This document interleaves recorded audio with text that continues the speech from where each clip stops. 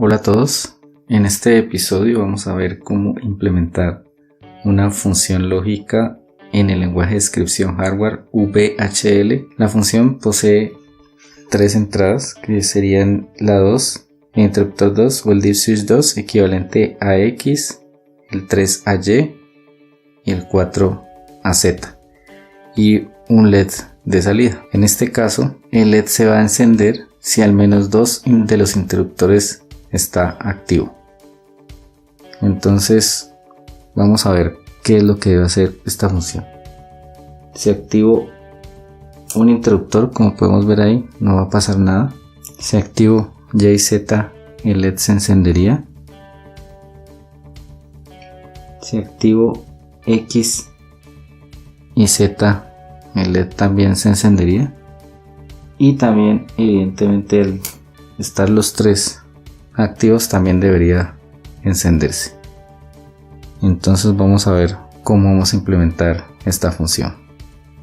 Bueno, entonces a partir de los requisitos que acabamos de ver, se genera una tabla de verdad pues para poder diseñar, en la cual observamos las combinaciones de las entradas X, Y, Z y la salida F.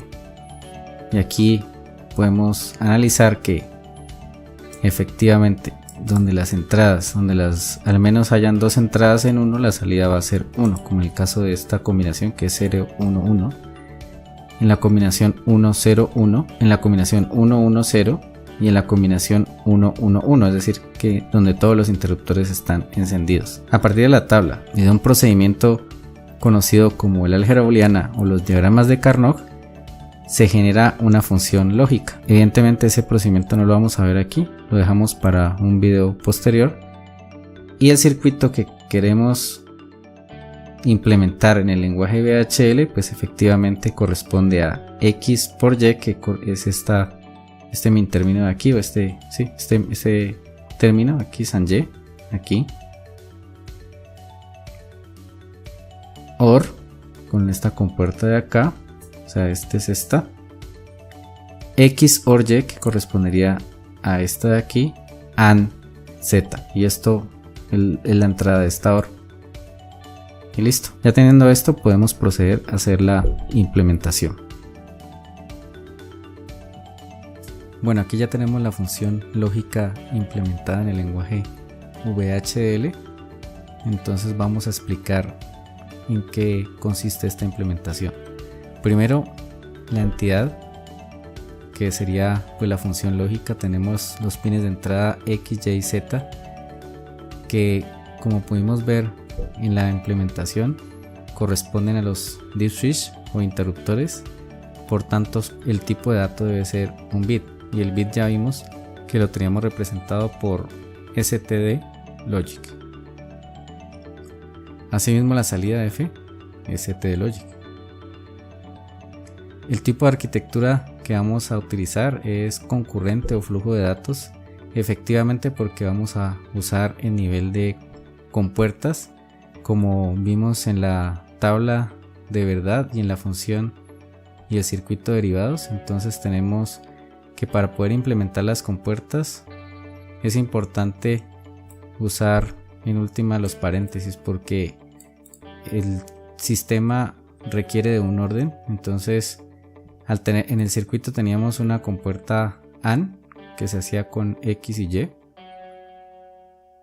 había una compuerta OR, pero esa compuerta OR recibía como entrada a X OR Y, que tendríamos en esta función de aquí, AND Z, y resultado de esta o la salida de esta función es la que generaría, digamos, la entrada de esta siguiente OR de acá. Y listo, esa sería todo el código o toda la sintaxis que tendríamos que hacer. Vamos aquí a hacer una compilación en el MuelSim. Como vemos, la compilación es correcta. Y en el banco de pruebas o en el archivo de pruebas, lo único que vamos a hacer es suministrarle las señales, la tabla de verdad correspondiente que vimos hace un instante. Entonces tenemos X, Y, Z Y como pueden observar acá, lo que voy a hacer es construir la tabla de verdad haciendo variaciones del doble de tiempo en cada una de las variables, desde la menos significativa, que sería z, que vale 10 nanosegundos, y le daría el valor de 20 y x 40. Al usar el negador aquí estoy complementando esta señal en estos intervalos de tiempo, por lo tanto construiría esa tabla de verdad que se necesita. Listo, vamos a ver entonces la simulación.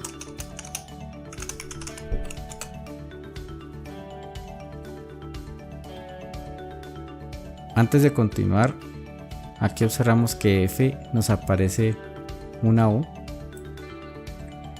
El valor u significa que no es un valor no determinado, pero a nivel de implementación no generaría un error.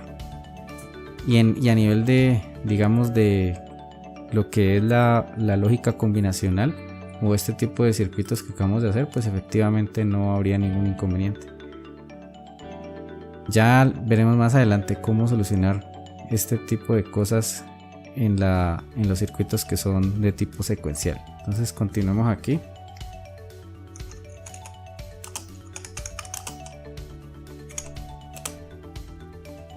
Voy a correr 200 nanosegundos. Como podemos observar acá, por ejemplo aquí en la salida, aquí hay un 1 en la salida. Eso implicaría que efectivamente la combinación que se presenta en este caso es 0, 1, 1. Y si observamos todos aquellos que nos han dado 1 acá, miraremos que corresponde a las combinaciones que al menos 2 de esas entradas son 1. Esta tendríamos lo mismo, y al final pues observamos los 3 unos, que también corresponde a una combinación correcta. Y listo, con eso ya comprobamos nuestra función lógica. Vamos a cuartos. Entonces lo voy a compilar. Como ya sé que acá la simulación fue correcta y el circuito va a operar normalmente, entonces procedemos a hacer la compilación para poder grabar, en este caso, nuestro CPLD, que fue el que vimos al inicio del video.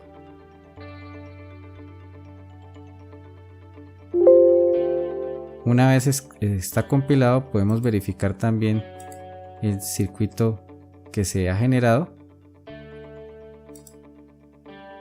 para comprobar antes de la programación que efectivamente sea el correcto. Entonces observamos aquí, tenemos X AND Y, ¿sí? La O conectado a una OR, X OR Y, AND Z y conectado a la OR, que efectivamente es el diseño que necesitábamos.